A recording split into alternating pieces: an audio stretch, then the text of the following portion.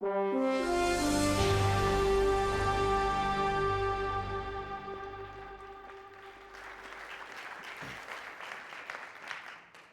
without romanticizing this too much, imagine that you light your home with kerosene and candles every night and that you do all of your cooking with charcoal. This is how the world's 2 billion poorest people cook and light their homes every day. And this isn't just inconvenient, this is inefficient, it's expensive, it's harmful to human health, it's harmful to the environment, and it's unproductive. And that's energy poverty. So let me give you a couple of examples. I work in Haiti, where about 80% of the population lives in energy poverty.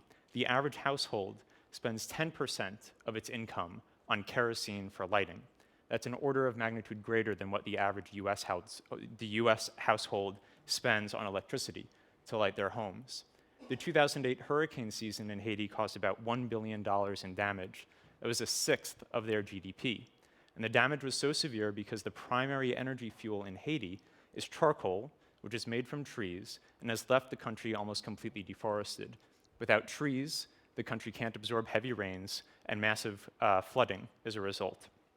So in the industrialized world, we built walls that protect us from the externalities of our energy use. We can afford to clean up acute environmental disasters, and we can also afford to adapt to chronic conditions like climate change. That's not the case for Haiti. They can't afford this.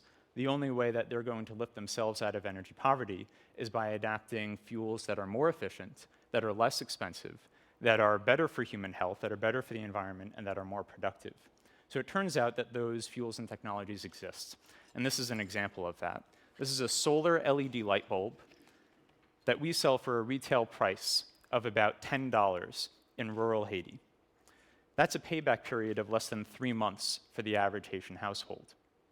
So the prescription to solve energy poverty seems pretty straightforward.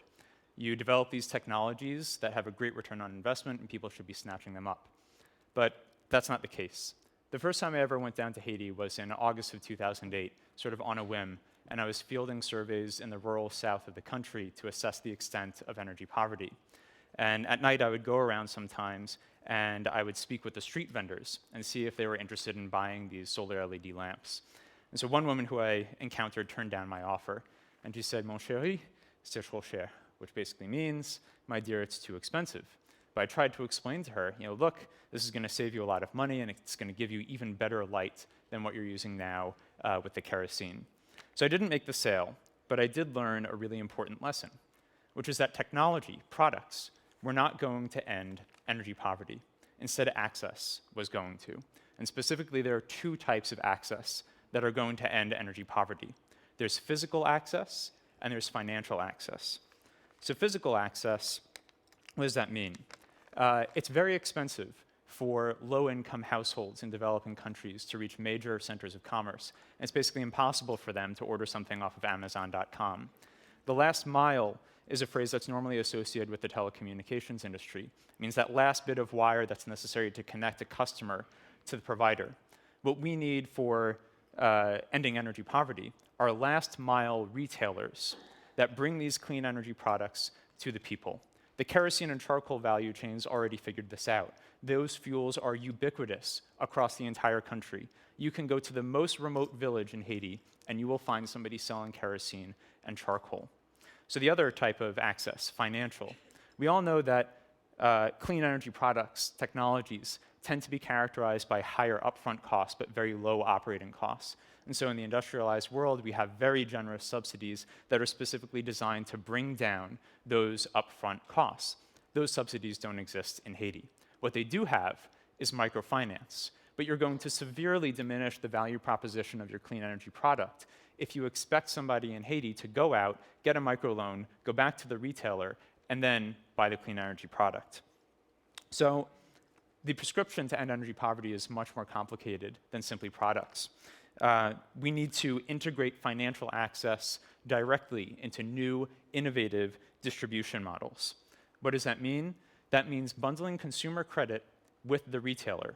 This is really easy for Bloomingdale's to do, but it's not so easy for a rural sales agent in Haiti to do. We need to redirect cash flows that are going now from the diaspora in the United States through Western Union wire transfers and cash directly into clean energy products that can be delivered to or picked up by their friends or family in Haiti. So the next time you hear about the technology or product that's going to change the world, be a little bit skeptical.